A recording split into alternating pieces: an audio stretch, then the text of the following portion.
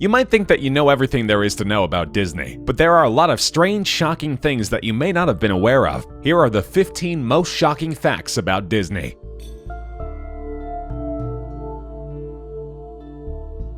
The Pirates of the Caribbean ride in Disney World is a total fan favorite and has only grown in popularity with the movie franchise. Riding in an underground lagoon filled with swashbuckling puppet pirates makes you feel like you're a real-life freebooter. It's a little scary, but that's all part of the pirate experience, right? There's one thing about this ride, though, that is a little too real. If you look closely, you'll see that the skull and crossbones on the headboard above one of the animatronic pirates' beds is actually made out of real human bones. Legend has it that the Imagineers in charge of designing the ride weren't satisfied with the look of the prop bones, so they opted for real human bones, and although most of them have been removed, there are still a few pieces that remain. Talk about creepy.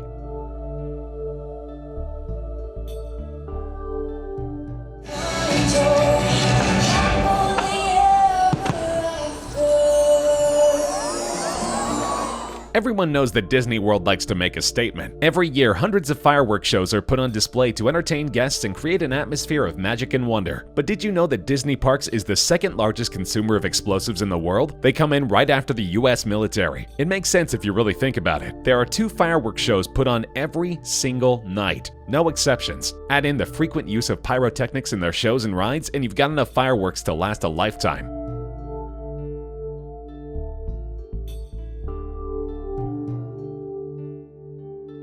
Disney World is a magical place, there's no doubt about that. But did you know that it also kinda doubles as a graveyard? Let us explain. Since the early 90s, people have been jumping on the trend of leaving ashes of their loved ones on certain rides and attractions. The Haunted Mansion became a popular hotspot for paying tribute to those who have passed, considering its connection to the dead. You'll occasionally find piles of ashes on this ride, but honestly, no ride is immune. One woman was caught dumping ashes into the River of the Small World ride during her trip through the tunnel. Ride personnel approached her and asked her what she was doing. She said she was just cleaning baby powder out of her bag, which sounds a little too specific, wouldn't you say? Employees have found numerous piles of ashes in the Haunted Mansion and other rides, which were later confirmed as being from human remains. Disney World apparently gets at least 2 requests per year to scatter the remains of a family member, so the demand is there. A lot of people have an emotional connection to Disney World, and we could totally see how someone would want to spend eternity in the happiest place on Earth.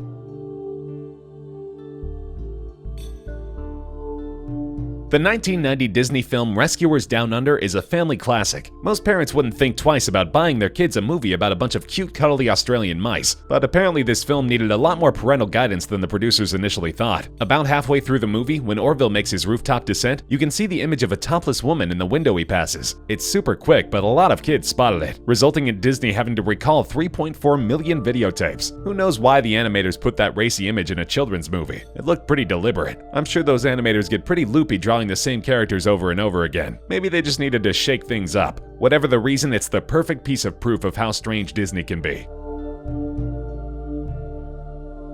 Ursula from The Little Mermaid is arguably one of the most well-loved and recognizable villains on the planet. This ugly evil sea witch didn't appear out of thin air though. She was actually inspired by a famous drag queen named Divine. That's right, now the deep voice and over-the-top makeup job makes total sense.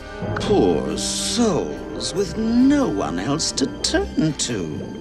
The animators went through several versions of the character before landing on the drag-worthy Ursula we all know and love today. Some early versions included an evil manta ray woman inspired by Joan Collins, and a shark lady with a pink mohawk and silver shark tail. They eventually landed on the current tentacled version of our queen, which was largely influenced by Howard Ashman, the lyricist of the film. He was a huge fan of Divine, being a part of the New York drag scene himself, and brought pictures of the queer icon to the drawing table. The animators were instantly convinced, and thus Ursula was born.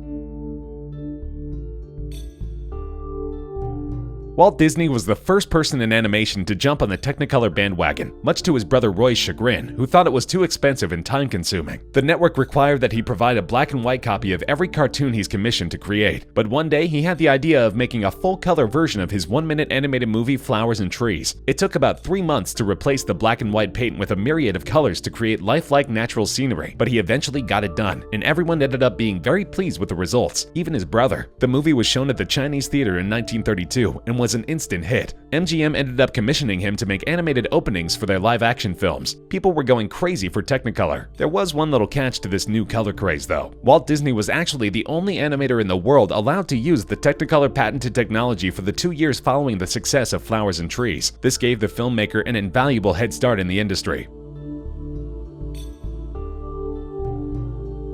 Disney World Resort is considered to be the happiest place on Earth, but did you know that it's also one of the largest theme parks in the world? The famous family getaway spans over 46.89 square miles, comparable to the size of San Francisco, which is home to about 1 million people. That's huge.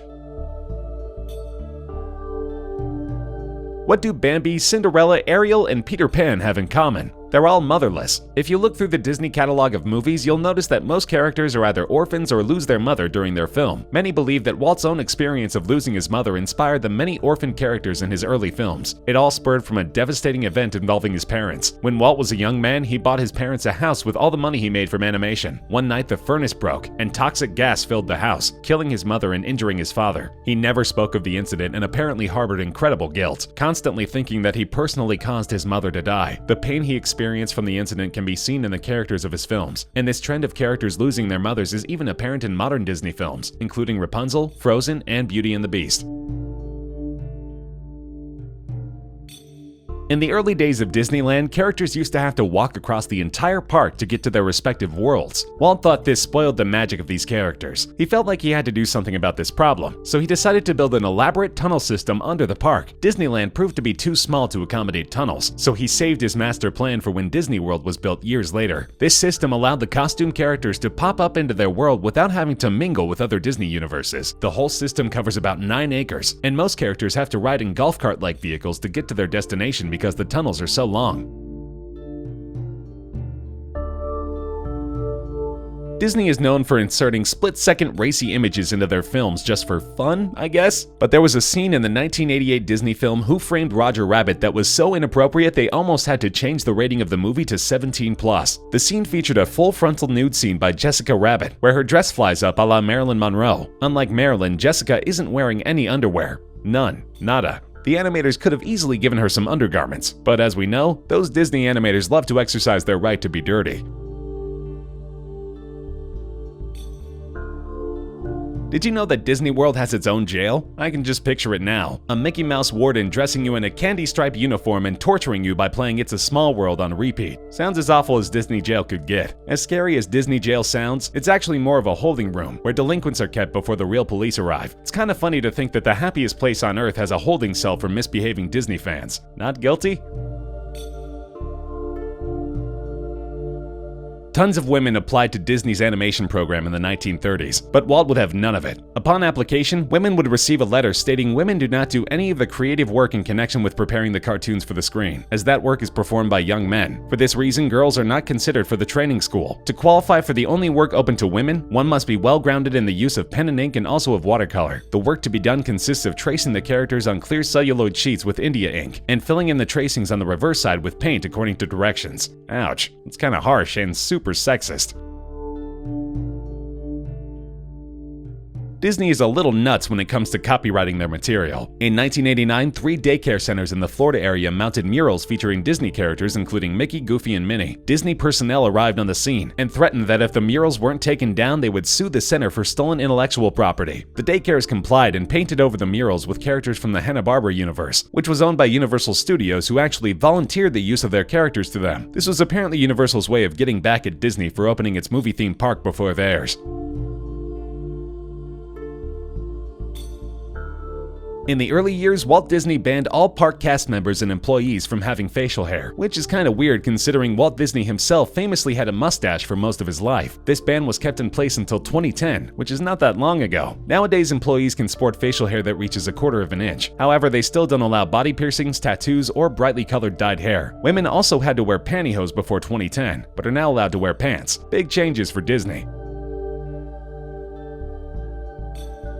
The older rides at Disney World seem to have a darker tone to them, from the chilling Pirates of the Caribbean ride to the almost possessed Willy Wonka-esque It's a Small World. One of the most shocking of the bunch is Mr. Toad's Wild Ride, of Wind in the Willows fame. You might be surprised to find out that this ride ends in actual hell. I'm talking pitchforks, devils, brimstone, and everything. The final stop is even heated to make the fiery pit even more realistic for the guests. The strange part about this ride is, there isn't even a scene like this in Wind in the Willows. The Imagineer who designed it just thought it would be neat. Scary, but neat. So there you have it. Everything you kinda wished you didn't know about Disney. I guess this just goes to show that there's always a dark side, even when you're dealing with the most polished, cheerful franchise on the planet. If you enjoyed the video, feel free to like the video, share with friends, and subscribe to Top Trending for more regular countdown videos such as this one.